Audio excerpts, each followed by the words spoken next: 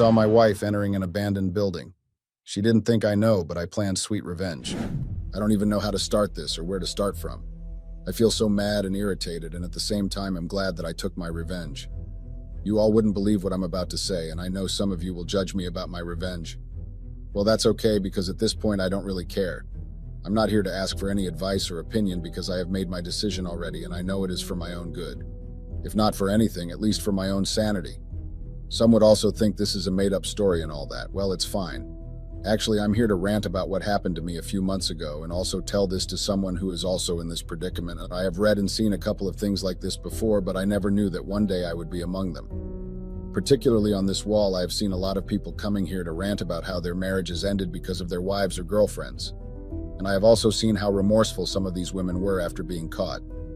But my case was different. Mine was the opposite.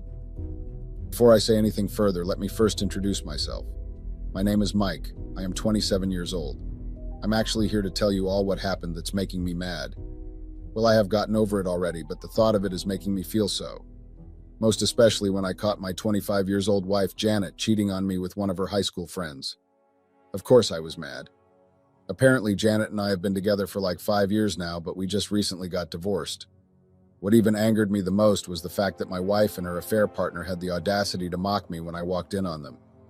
Before I continue, I would like to ask you guys one very important question, and hopefully I get a reasonable answer from you guys. In a normal setting, if you caught your wife cheating on you, I think any reasonable and responsible woman would actually feel a little bit of guilt and shamefulness, right? If yes, then I thought so too. But in my case, my shameless wife had the audacity to mock me. The height of it was when her affair partner also joined. They thought I was weak, but my wife didn't know what was coming for her. Moving on, guys. I wouldn't bore you all with how me and my estranged wife met because there's nothing special about it to me right now. Mind you, my wife and I started off lovely, but right now all of those things that happened between us have turned sour for me. And honestly, I don't even want to ever set my eyes on her. Just because I showed her love and affection, Janet took all of those for granted. I guessed I was too attached to her and thought she could use that against me by having an affair. Have you guys ever been in love with someone that you honestly thought he or she was the perfect one for you? Or ever loved someone and they ended up using that against you? I don't know about you guys, but for me, yes, and I regret everything now. Like I said earlier, guys, I wouldn't want to bore you down with how Janet and I first met and how we ended up with each other. But for the sake of those that would like to know about our first time meeting and also to fulfill all righteousness, I would only talk about the first meeting. Well, Janet and I met at a bookworm club back in high school, and ever since that day, we became friends and took things to the next level. But right now, I regret ever making that decision and honestly hope I could turn back the hands of time. Now, this is where everything started. At this point, I will delve into what actually happened and how it started. So guys, after Janet and I got married a few months later, she started some habits that actually made me think I was the bad one. She knew how much I loved her, and she actually used that against me. We quarreled a couple of times and also settled. Most times I wasn't the one at fault, but I tend to apologize just for us to live peacefully. That was how much I loved Janet. It got to a point where she made nagging an everyday routine and even made me look like the bad guy. Guys, third parties also had an influence in this. Most of the misunderstandings we had boiled down to the kind of company Janet kept. I honestly didn't like her type of friends. They were a bad influence to her, and also they messed up with her head. Janet wouldn't listen, and she chose them over me. I'm not against her having friends, but the type she kept was what I disliked. Despite all these guys, I still loved Janet then. One of my coworkers, Jaden, who happens to be my best friend, advised me to reduce the way I loved Janet because it was clear that she was taking it for granted. I never listened because I was blinded with love, but right now I have learned my lesson. Yes, it's a good thing to love and show your partner how much you value them. But in the case where your efforts are being taken for granted, you ought to respect yourself. My relationship with Janet was toxic. This happened after we both got married to each other. Sometimes I wondered if there was a duration set to know someone before tying the knot together. Sometimes my friends do make jest of me, but I never took it to heart. On many occasions they advised me, but I never listened. Unlike Janet, I didn't want my friends to have a say in my marriage, and so I never listened to any of their advice, but right now I just realized that I really messed up. What got me dumbfounded was what I got to know just a few days ago. I found out that one of Janet's friends was the one that advised her to cheat on me, and was the one that actually hooked the affair up with Janet. I don't know why I seem surprised even when I shouldn't be. At the end of the day, I laughed over it and moved on. I have received a lot of calls and text messages from Janet pleading for us to get back together. I'm sure by now she will be feeling the heat of being divorced and not having anything. Oh, I haven't told you guys what I did when I found out, right? All right, then I'll get to it now. After I walked in on Janet and her affair partner, I was so mad and irritated. Instead of being remorseful for what she did, she made a mockery of me. That act made me sworn with everything I had to make her life a living hell. Prior to that incident, Janet was a full-time housewife. She had no job or anything doing that could fetch her money. Just imagine working so hard for a woman that I call my wife so she could live comfortably under my roof. Instead, she had the nerves to snuck out of my nose and cheat. I didn't have any mercy on her during the divorce process. The divorce was to my favor because I used everything I had and fought hard. She did not dare hire any lawyer because she was just too broke to do so. I also stopped all the monthly payments to her accounts and also blocked the joint account we both shared together. Janet was so lucky that I didn't borrow money in her name. If not, she would have been in a huge debt right now. I seized the cars that were in her possession and also threw her out of my house. Right now, I'm no longer living at that house anymore. I have sold it out. By now, the news must have gotten to her. I know how much Janet loved that house. She, no longer being able to have access to it, would definitely get to her. I have nothing to lose. In fact, I just got myself a new apartment. A week after our divorce, I found out that those of her friends that were feeding her with bad advice have also thrown her out. The so-called boyfriend dumped her after they both spent the little change she got in court out of pity. Rumors had it that her friends were jealous of her because she was the only one amongst them that was married and lived comfortably without having any job, whereas they had to fend for themselves and had no one to do that for them. If truly that was the case, then Janet was so foolish to fall into that trap. By now, she will have understood why I didn't like the kind of company she kept. I knew something was off about those girls, but Janet trusted them so much and even had issues with me because of them. Then I didn't stop loving her like a husband was supposed to. Honestly, guys, this just goes to show how much I cared and almost worshipped my wife. I don't mean that I worshipped her, but I'm just trying to say that I adored Janet. I think that's what my friends refer to as simp. I was actually the submissive one in the marriage. But now I have realized that being the submissive man will only end up making me a laughing stock and a joker. I'm very ashamed of myself even as I write this. It makes no sense that I trusted my wife so much that I didn't know that she had been cheating on me. It's even more crazy and surprising that it was one of her high school friends, Zach, that was her affair partner, and it took me so long to find out about this. I think that my wife is very aware of the fact that I am a very calm man. That's why she had the audacity to cheat with Zach, who is literally living a few steps away from my workplace. That's to say that any time I was at work, Janet would snuck out to go see him. I know you all are wondering how I actually found out that Janet is cheating on me. Well, it didn't take me much time before I found out about her infidelity. I knew the kind of company she kept, and so I started doubting her the moment we constantly had issues because of her friends. I knew I couldn't trust her any longer, and so I had her watched closely. During this period, I didn't get close to Janet so as to not contact any form of infection. I also had some doubts at some point, but my instincts kept telling me that something was off somewhere. I noticed that any time I went to work, Janet would usually come around at my workplace. I didn't think too much about it because I thought maybe she had come there along with friends. Sometimes my best friend Jaden and some couple of coworkers usually tell me that they saw my wife driving towards the office road and had a usual spot where she normally parked her car. At first I didn't believe it because it was coming from Jaden. I knew how much Jaden didn't like Janet and how he had constantly warned me to stay careful of her. So guys, I thought maybe Jaden wanted to actually mess up with my head by making up those things. The time he asked me to go see for myself as confirmation, I literally turned it down. Why? Because of the level of trust I had for Janet. Later on, I started having my suspicions when two of my coworkers that knew Janet came to report the same thing Jaden had been telling me. Yes, I was surprised and shocked. In fact, I was dumbfounded, but I didn't give in. I wanted to see it by myself because I didn't want to be fed lies from third parties. Even if Janet was cheating, I wanted to catch her red-handed or have proof of her infidelity. And so I made it a task to do. I thought to myself that if actually what I was being told turns out to be true, then Janet would regret ever agreeing to be my wife. I was so furious, but at the same time, I coordinated myself. At that point, the reports were too much, so I needed to act fast. A part in me was telling me that Jaden and all those that reported to me could be wrong. That was what I hoped too, so that I could rob it on Jaden's face that Janet might actually keep a bad company. But she's not the type of person you are thinking she is. So guys, a week after those reports, I couldn't find the time to go see it myself.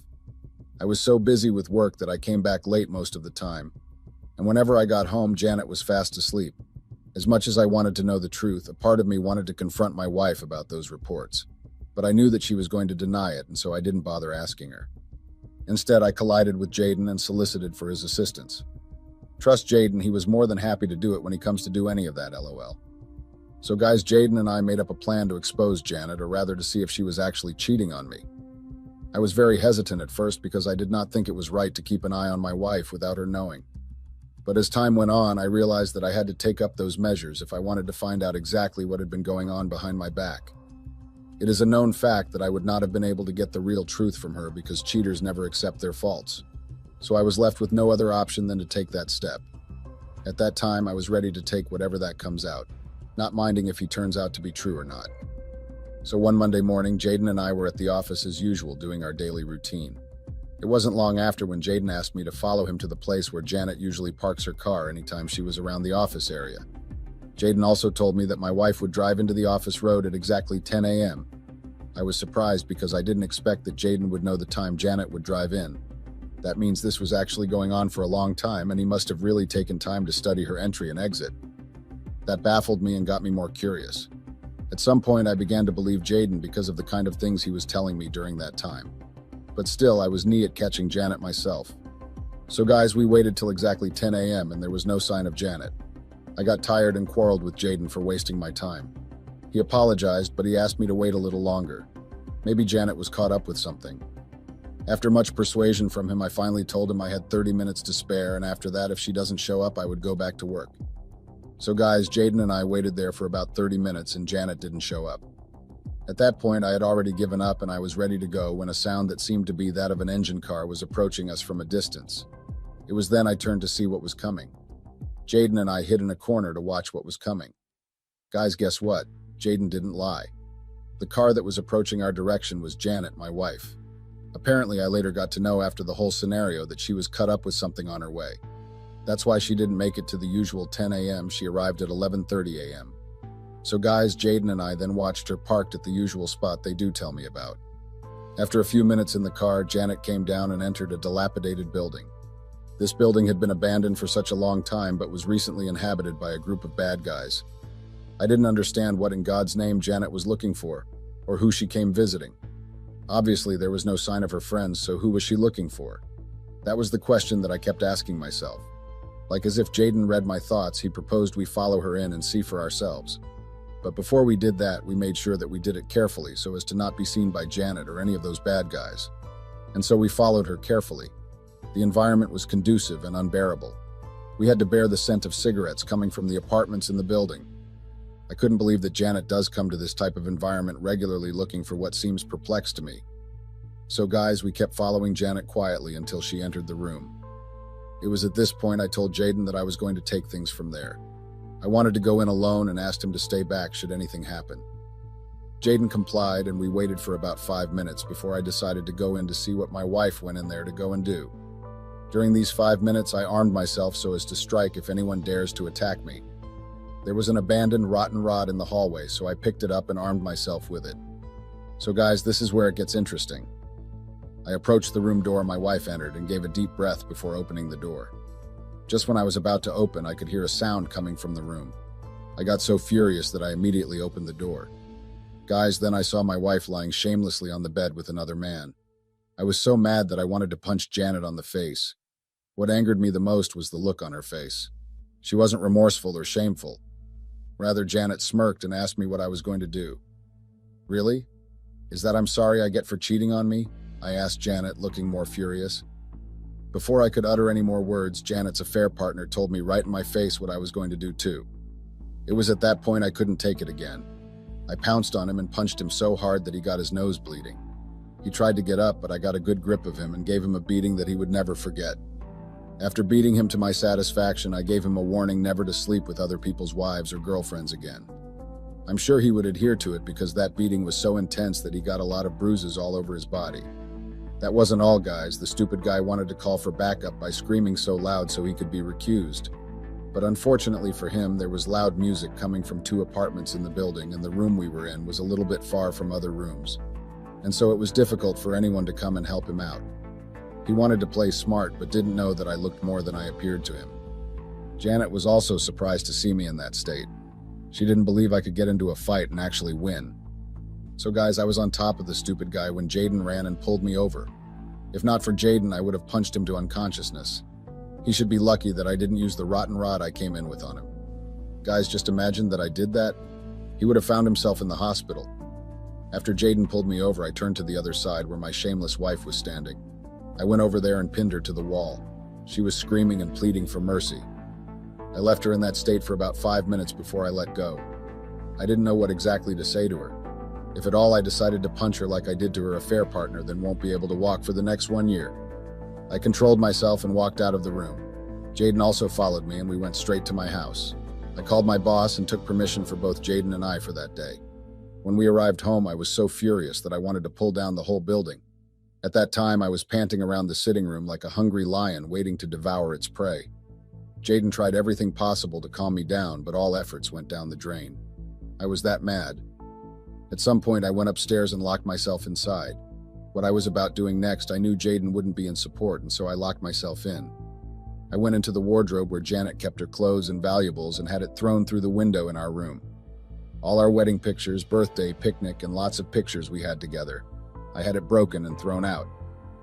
Immediately, I went down and went over to the backyard and picked up the lighter and diesel. Jaden tried stopping me, but my mind was made up. I emptied the diesel on the clothes and had it light up. I watched how the clothes and other valuables were all burning up into ashes. That was what Janet got for having the audacity to cheat on me and still have the temerity to ask me what I was going to do after catching her. Well, my actions have given her the question she asked me in that dilapidated building. At that time, I wanted to see the look on Janet's face. I wanted her to feel worse and regret ever thinking of cheating on me. To think that I did everything for Janet and she had the nerves to dare look me right in the eyes and ask me stupid questions was what got me angered. So guys, 30 minutes after I set Janet's clothing and valuables on fire, she came to the house. But at that time, she had a little bit of guilt on her face, or rather shame. Just when she was about pleading for mercy, she sighted a smoke coming out from the backyard. She ran like a mad dog to see what was actually going on. Just then, Janet recognized her belongings being burned down to ashes. Immediately, she ran and took the fire extinguisher to quench the fire. But by then, the whole thing had burned down and there was nothing left. Janet fell down to her knees and cried. I didn't want to hear those crocodile tears, so I went over to where she was and pulled her up and told her to get out of my compound, or else I would call the gatekeeper to have her thrown out himself. As usual, she kept asking me rhetorical questions like, why did I burn her stuff if at all I wanted to take out revenge? Honestly, guys, after seeing my wife in an appropriate position with another man at a dilapidated building, I thought of a very cruel revenge that would make her shed lots of tears and will never forget it so soon. I know how valuable Janet's clothing's meant to her, and that was why I thought of a perfect thing to do, which was to light them up. I sure got to her in that aspect. She thought I was a weakling, but didn't know that I could be a monster in just a second. If burning her stuff would actually make her so angry, then she should have given it a thorough thought about it before cheating on me. Over the years, I hated cheaters and deceivers. Janet knew how much I hate those that cheat on their partners and lie. I once had a girlfriend before I met Janet. That relationship didn't work out because of her infidelity. I confided in Janet about it, and she decided to do it so she could see my reaction. Unfortunately for her, she got worse and had herself to be blamed for it. I feel no remorse or whatsoever about my cruel revenge, and honestly, she doesn't know what's coming for her. Update. Hi guys, I'm back, and I'm more than ready to share this update with you all. Before I continue, I would like to first appreciate you all for all the comments. I have seen both nice and nasty comments, and I would like to say thank you all. I appreciate them. I don't take any of it for granted. Some of you said I was too brutal in taking out my revenge, right? Maybe I was. But honestly, I don't regret any of those punishments I gave Janet. If that would satisfy me, yes it would. Moving on, guys, after I threw Janet out of the house, she shamelessly went over to live with her affair partner. I also learned that those that hooked her up with the guy have cut all forms of communication with her. Well, I don't really care. Right now, I'm kneeling on her by signing the divorce papers and have it sent back to me. I can't stand her sight for a moment because of how disgusting she is right now. She's trying all her possible best to have us come back together, but I will not allow it. I have discussed with my lawyer and also made some necessary arrangements. Just a few days after I caught her cheating on me, I went to the bank and closed all joint accounts and also stopped her monthly payments. I can't be working like a workaholic for 24 hours and you have my money spent on lunatics like I plug money from trees. When Janet discovered that I had cut off her monthly payments, she was so furious and dared that she was going to have me sued. I laughed and nodded my head in self-pity, like she actually has the money to hire a good lawyer. Sometimes when Janet talks, she tends to forget that she has no upper hand in this divorce because she's jobless and has nothing to do. Honestly speaking, guys, at this point, I don't even know what these women really want. Janet cheated on me with one of her high school friends that she was a year ahead of back in school. If she had wanted him, why did she have to do all of that? Like sneaking out of the house anytime I was at work? I think maybe she was just ready to throw away our marriage for a few seconds of pleasure. That's all that I can see here, honestly. All she ever wanted to do was ruin the marriage. That was why she made nagging an everyday routine. That leads me to my next question. Why is it hard to just ask for a divorce? If you're tired of your partner and you would rather sleep around than fix your marriage, why don't you ask for a divorce instead? Of course I don't bite, and obviously I'm not a monster or a hungry-looking lion. If she had asked me for a divorce, I would have given it to her without giving it much thought. I literally don't care about forcing her to stay. I would have had huge respect for her if she just came to me and demanded we end our marriage. At some point, I got so tired of the charade called marriage. Sometimes I didn't like coming home because of her nags. Janet should have met me for a divorce. That is a more respectful thing to do than going out of your way to shamefully cheat on your husband. Only cowards cheat, and I will never have respect for anyone that thinks it's right to cheat on your partners. During this period, all I was bent on doing was to divorce Janet as soon as possible. The divorce process was taking too long, and my lawyer kept telling me to exercise patience. At that moment, I had no time to waste because I wanted to get rid of her. She became a burden to me, and I wasn't happy about it. 1 week after I contacted my lawyer and he told me it wasn't ready, I made up my mind to sell the house off. I put it up for sale, and not too long after, I had many buyers who were interested in the house. Of course, it's a well-furnished apartment and is still in good shape. Shortly after the house was sold off, it was a game of the highest bidder, and I sure got a nice pay. It is my house, not Janet's. I paid for it. I thought she was a reasonable and responsible woman, but I thought wrong. And obviously, I don't need her permission before selling it, not when she cheated on me. So guys, not long after I sold the house, the divorce papers were ready, and I sent for it immediately. It took so long to be ready, but the wait was worth it. I had it signed and sent it to Janet to also sign. Just like I had expected, Janet couldn't sign the divorce papers. Instead, she kept giving one excuse or the other. The divorce papers were with Janet for about 4 days. I didn't care at that time because I had signed the papers already and I wasn't in any relationship whatsoever with her. Janet kept sending me messages through my lawyer to take her back. When I said I didn't want to see her at that time, I meant every bit of it. I blocked her numbers and blocked her on all social media platforms. The only place she had access to me was through my lawyer. That was why she kept on sending him messages if I could have a change of mind. When I got tired of those messages, I strictly warned her not to send me any messages through my lawyer and also had my lawyer warned. But I knew the person I married, Janet, is one stubborn lady. She never takes no for an answer unless there's no way out. Update. Hey guys, I hope you all still remember me, right? Well, I'm here to complete my story and give you guys some juicy gist. After the whole divorce saga and everything that went down, Janet had the mind to show up her face at my new apartment. Obviously, she came pleading and asking for forgiveness. The sight of her got me irritated, but then again I wanted to see her cry in pain and beg for mercy at my feet. Of course, I showed no sign of remorse. In fact, I had her bundled up and thrown out of the compound. I made it clear to her that I don't want to have anything to do with a cheater and shameless woman like her. I wasn't moved by the crocodile tears and the charade she put on in my compound. Like as if that wasn't enough, Janet brought some of her relatives to plead on her behalf. The whole scenario was exhausting and disgusting. I got fed up and politely walked them out of my compound. Up till now, I still don't know how Janet was able to locate me. She must have been stalking me after the divorce. Not too long after I walked Janet's relatives out of my compound, Janet showed up again. Yes, guys, she did. But this time what she came doing would surprise you all. Janet shamelessly came to meet me to give her some money. That is how shameless she is. I knew she was going to be stranded. That was why I needed to make sure she was left with no penny after the divorce. She thought she could eat her cake and have it back, but didn't know that karma would come knocking at the door. That's what she gets for not listening to me. It's her business to deal with, not mine. Of course, I didn't give her the money. I told her to go get something done. I gave out strict instructions to my gatekeeper never to allow Janet or any of her relatives into the compound, and ever since then, I haven't seen any of them, not even Janet. At least I have been having some peace of mind lately. The intrusion was too much that I nearly went to fire a restraining order. They were lucky they didn't show up again after the last time Janet came here begging for me. Before I forget, guys, during the divorce process, Janet walked up to me and told me that she couldn't believe that I was this ruthless and heartless. She thought I couldn't hurt a fly, but turned out I was a monster in sheep clothing. That gave me goosebumps, and I told her she was responsible for waking up the beast in me. Janet thought I was a simp that she could use as a puppet. Unfortunately, her plans failed, and she is the one at the receiving end. Just a few days ago, Janet signed the divorce papers and had it sent back to me. I thought she was never going to sign it. Right now, I feel so happy, and I am living my best life. What seemed like forever has finally come to an end. What I'm bent on doing right now is focusing on what to do with my life. I really don't want to be involved in any kind of romantic relationship now. Yes, I have indeed moved on from Janet, and I don't really care about her anymore. But for my own sanity, I would like to give it some time before going into all of that. Yes, let's forget.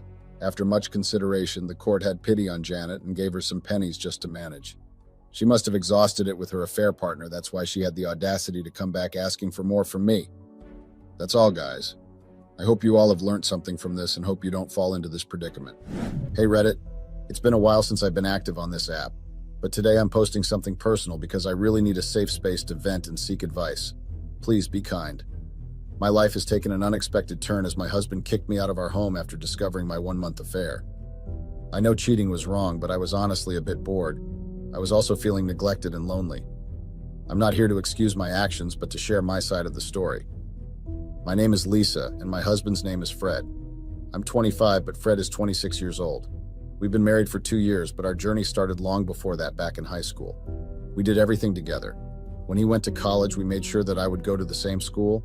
He even turned down a better scholarship to go to a school that I had a better chance of getting into, since he was one of the smart kids, and I was one of, well, the dumb ones. And when he finished, he immediately started working so that he could support us, which thankfully enabled me drop out because school and I have never gotten along. He works in cybersecurity right now. I'm not going to say the company's name for privacy. Sorry if I'm rambling, but I just wanted to get everything out of my system. Now let me give you a deeper look into our life before everything changed. As I mentioned earlier, my husband's job in cybersecurity is quite lucrative, and that allowed me to be a stay-at-home wife without financial worries. We didn't have any kids yet as we wanted to wait until we were in our 30s. Initially, it was a dream come true.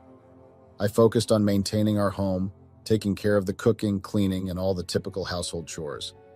Our relationship was solid, and we both put in effort to ensure everything ran smoothly.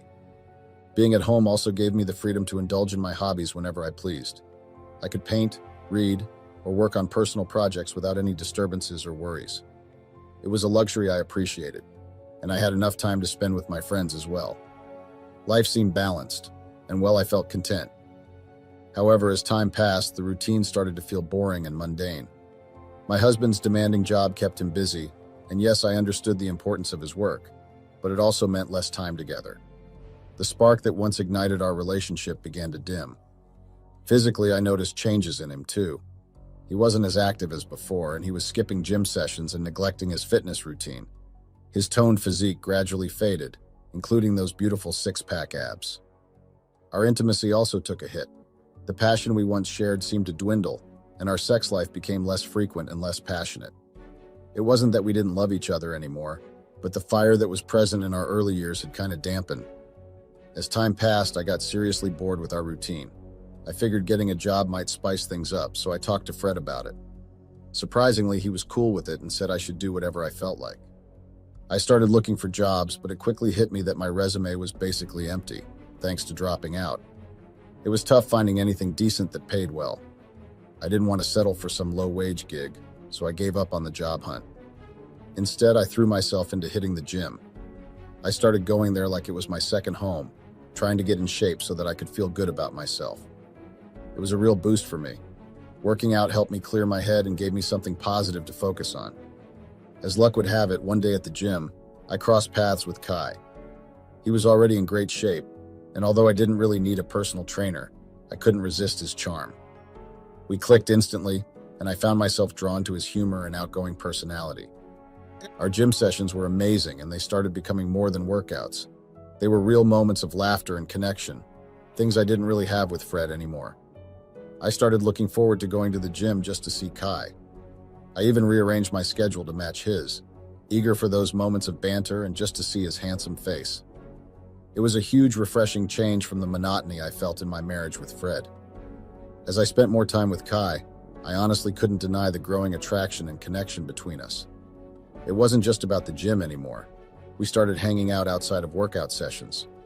Kai was a breath of fresh air compared to my husband Fred, who always seemed preoccupied and busy with work and other commitments. Well, I soon saw myself resenting Fred more and more. He just seemed to have a vibrant life outside of our home, while I felt trapped in this routine that was slowly suffocating me. Kai, on the other hand, brought excitement and joy into my life. Our conversations were lively, and I felt like I could be myself around him without any judgment or expectations. Then my friendship with Kai deepened. I realized how much we had in common. We could talk for hours about various topics, from fitness and nutrition to life goals and dreams.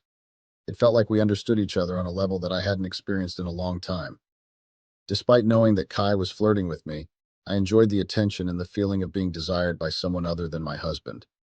It was a very huge contrast to my relationship with Fred, where I often always felt neglected and unappreciated. Kai's presence brought excitement and passion back into my life. I started inviting Kai to my house when Fred was away, because to be honest, I enjoyed the moments of companionship and connection that we seemed to have. I avoided introducing Kai to Fred or explaining how we met and became friends because deep down, I knew it wasn't just a friendship. Kai's intentions were clear that he wanted to be more than friends. And although he knew of my marital status, he didn't hesitate to express his desire to still be more than friends with me.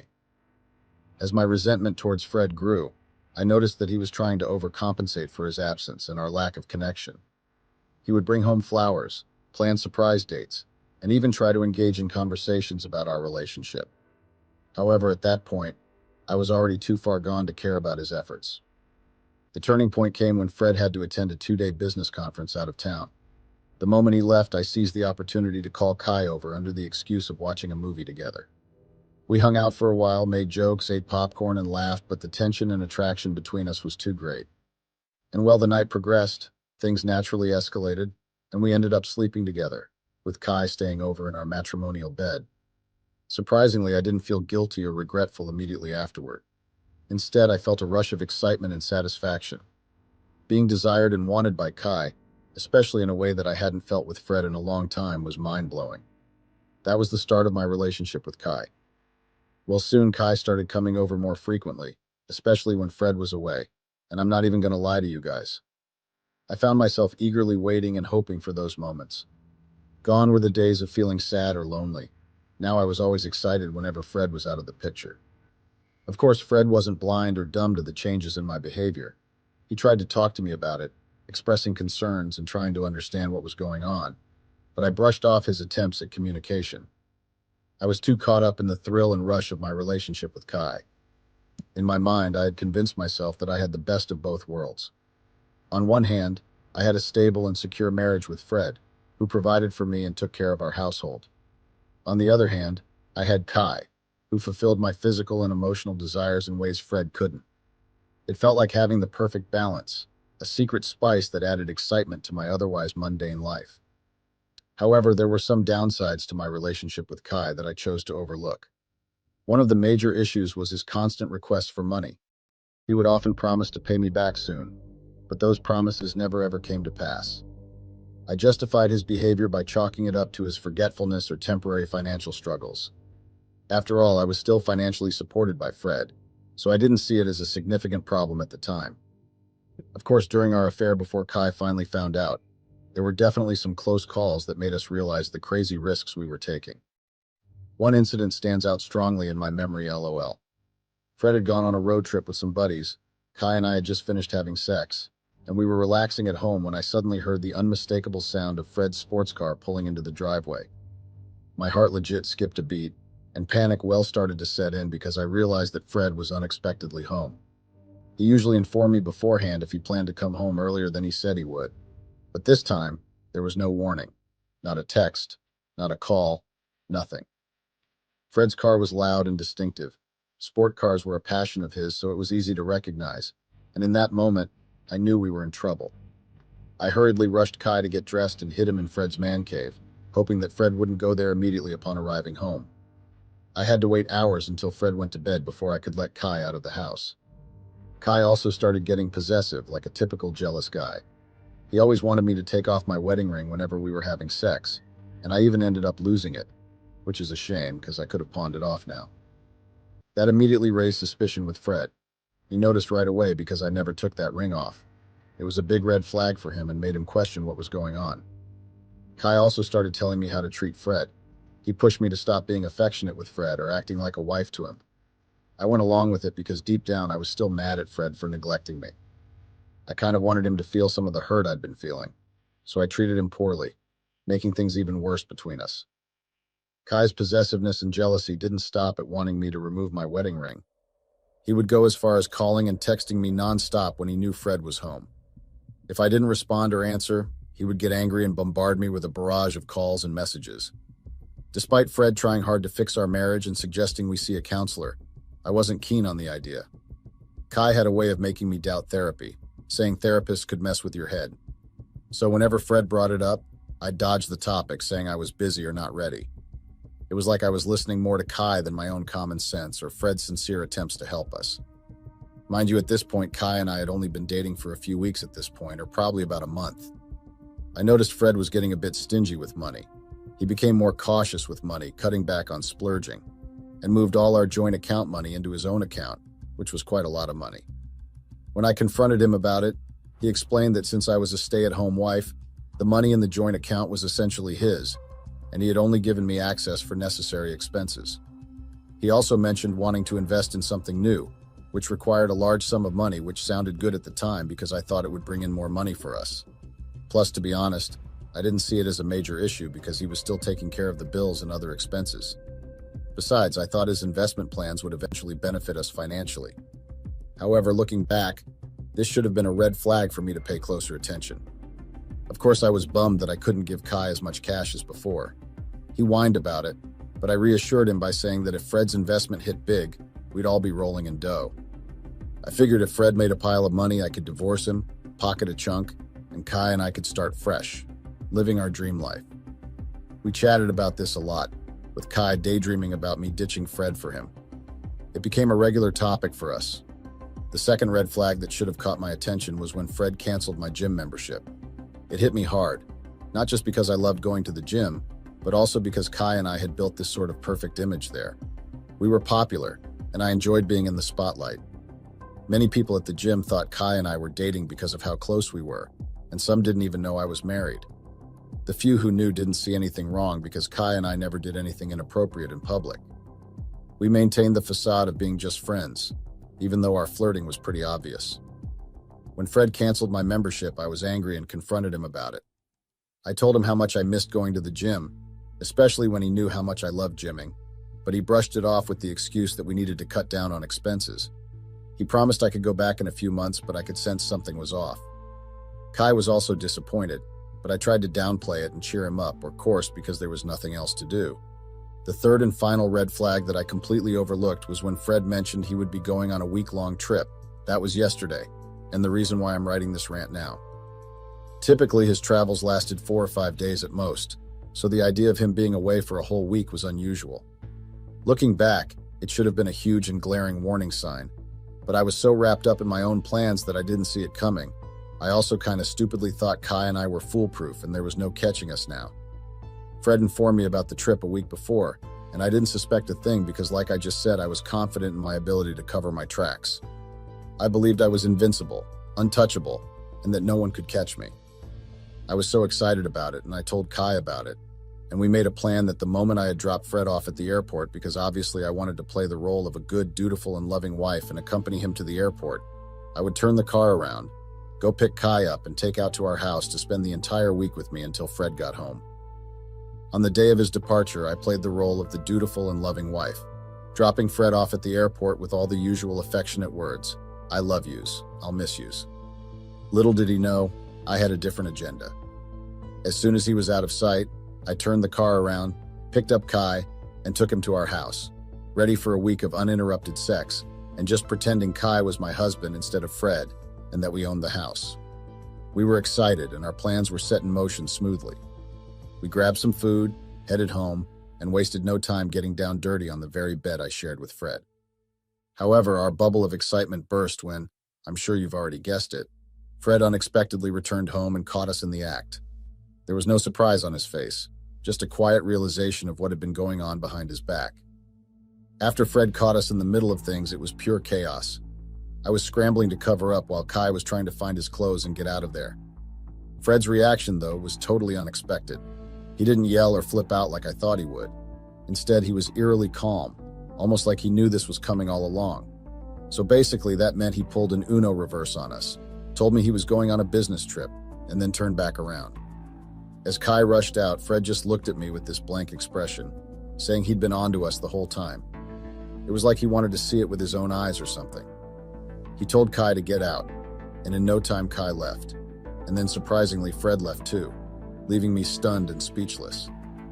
The silence that followed was deafening. I kept expecting Fred to come storming back in, shouting and demanding answers, but he didn't. He just left, and that was it.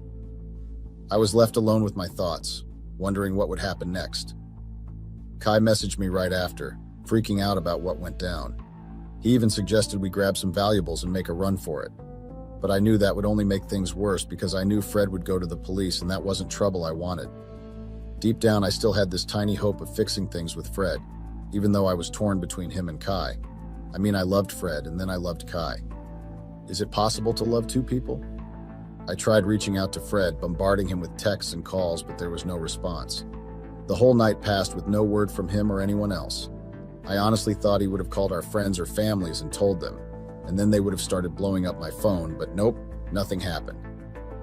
The next morning felt so tense, like a storm was literally brewing. Fred's return home was like a dark cloud descending over us. He didn't say much, but his silence spoke such volumes. I had a sinking feeling that something serious was about to unfold. When Fred finally spoke, it was like a punch to the gut. He asked if I had packed my stuff. I tried to play dumb, hoping I had misunderstood, but deep down I knew what was coming. He didn't mince words, and he said, and I quote for y'all, "We're getting divorced. I can't forgive you, and I won't. Pack up and go live with your boyfriend." It was like my world crashed down around me. That's when I decided to pull out all the stops. The waterworks started. Tears were literally streaming down my face as I begged and pleaded with Fred. I knew I had made a huge mistake, but the thought of losing everything, the beautiful house, the comfort, the security, it was too much to bear. I know I didn't deserve to be forgiven, but I also believe in second chances too. The house we shared was like a dream, a haven of luxury and comfort. It had everything: 7 bedrooms, a man cave, a swimming pool, a game room, even a dedicated Netflix and chill space. It was a life I didn't want to give up, especially for the unknowns of Kai's world. I had never been to his place, didn't know where he lived or how he lived. The thought of settling for less than what I had grown accustomed to was terrifying, to be honest. I also didn't know what Kai really did as work or how much he earned, but I knew it was nowhere close to what Fred earned. Well, as I continued to cry, Fred's words started cutting through my tears. He threatened to call the police or get others to throw me out if I didn't leave voluntarily. That threat ignited a fire of anger within me, to be honest. Why was I shedding tears for someone who had neglected me so deeply? If he hadn't neglected me, I wouldn't have strayed. It was his neglect that drove me to this point, and I wasn't going to take all the blame. I didn't want to go back to my parents' house. They were judgmental, and I could already imagine the disappointment in their eyes if they knew what had happened. They would probably blame and nag me. I also had no siblings that I was close enough to turn to. Kai seemed like my only option. So despite the chaos and everything else, I started packing my belongings. Fred, in his petty rage, told me not to take the car he had bought me. It was a ridiculous demand, but I was too incensed to care. I agreed to his demand and continued packing. With no money of my own and Fred cutting off my access to funds, I couldn't afford a hotel either. So yes, I reached out to Kai for help. He responded swiftly, offering me a place to stay and promising to pick me up. It was a relief to know I had somewhere to go, even if it wasn't up to the standards of my luxurious home. I knew I had to make do until I figured out my next steps, whether it was reconciling with Fred or securing something huge from the divorce, like the house. Petty Fred, of course, refused to let me take the expensive jewelries he had gifted me, including the ring. I argued briefly, but ultimately relented, realizing it wasn't worth the fight. With my essentials packed, I made my way to the porch, waiting anxiously for Kai to arrive and pick me up. Well, Kai showed up and started loading my stuff into his car. I felt so relieved. He was really cool about everything, which was a nice change from the drama with Fred. Fred, on the other hand, didn't even bother coming outside to say goodbye. He probably watched from inside, but who knows? Now this is what I need a bit of advice on. Can I actually get the house in the divorce? I don't know how much exactly, but I know Fred makes a ton of money. I don't know much about how divorces work, but I'm hoping there's a way I can get what I deserve. Maybe there are legal tricks or ways to negotiate with Fred that I don't know about. If anyone's been through this and has advice, I'm all ears. This whole situation is overwhelming, but I'm trying to stay strong and figure it out as I go. Update. Hey Reddit, it's me again. I've read through all your comments, the good, the bad, and the ugly. Some of you were nice, but a lot of you were not so nice. Let's address some of the points raised and clear up a few things. First off, yes, I've been labeled as a narcissist and manipulative, and I get it. I messed up and I'm not proud of it. The cheating with Kai was a mistake, a big one, and I take responsibility for it. But let's not overlook the context. Fred's neglect and the strain in our relationship played a significant role. It's not an excuse, just a part of the bigger picture. To those calling this a rage bait or a shitpost or wishing it was, I'm right there with you. I wish this was a fictional story, where I could magically fix everything and go back to my old life when Fred didn't know about Kai. Unfortunately, reality bites hard, and I'm dealing with this whole shit show like in real time. Many of you suggested getting a lawyer, and that's exactly what I plan to do. Money is tight right now, so I'm hoping Kai can lend a hand. I'll need a strong legal defense, especially because I know Fred will want to push hard in the divorce proceedings. Regarding alimony and the divorce, a lot of you said it's a mixed bag depending on state laws, and a lot of you rightfully guessed that I am in America. Some of you also rightly pointed out that evidence of infidelity could sway things heavily. Luckily, I don't think Fred has concrete proof of my cheating. No recordings or witnesses besides him walking in. I can deny it in court and explain my relationship with Kai started after Fred kicked me out. And lastly, I've noticed some comments mentioning that I come across as unfeeling about the whole situation. Let me clarify. I'm doing my best to express myself honestly, even if it comes off as ranting. It's not easy to convey emotions purely through text on a screen. So to those who find my tone off-putting, I apologize, but I'm just trying to be clear and direct about what's happening. It's frustrating when some comments seem overly critical, especially when my emotions are running high right now. This whole situation is a mess, and I'm trying to navigate it as best as I can. If you've got constructive advice or support, I appreciate it. If not, please refrain from adding fuel to the fire. Thanks for reading. Update. Hey Reddit, it's been a crazy roller coaster of emotions since I left Fred's house, but writing here feels like a therapeutic outlet. So I'll share what's been happening lately. Firstly, the negative comments and DMs aren't exactly enjoyable, but the platform here allows me to express myself freely, almost like a blog. So let's dive into the updates. It's been a week now, and strangely, I haven't received any calls from friends or family. It's a bit odd, but I'm taking it as a good sign. If Fred had spilled the beans, I'd expect my phone to be blowing up by now. So I'm assuming he's kept things quiet on that front. Me calling them asking would be suspicious, so I'm just going to enjoy the peace and quiet. As for Kai's place, well, let's just say it's not the dream apartment I dreamt of or like. It's pretty rough, to be honest. I care for Kai deeply, and I want to stay with him, but the living conditions are challenging. However, a temporary compromise until things stabilize. Kai does have big dreams, though, and if I do get the house and the divorce, we won't have to worry about rough living conditions. Fred and I haven't been communicating much, except for a message he sent about me getting served soon with divorce papers. It was expected, though. I mean, given the circumstances. Living with Kyle has its downsides, too. Turns out he has a roommate who happens to be his ex-girlfriend. It's awkward, to say the least, but I understand their financial situation with the housing crisis and all. They wouldn't be able to afford rent without the other, and finding roommates are quite hard. It's not ideal, but I'm making do with the situation for now. Update. Hey Reddit, it's been about a month since I last shared my story here. Honestly, I didn't expect the negative comments and remarks to decrease, but I hoped they would at least ease up a bit, especially since I've voiced my concerns about them. However, it seems they've only worsened.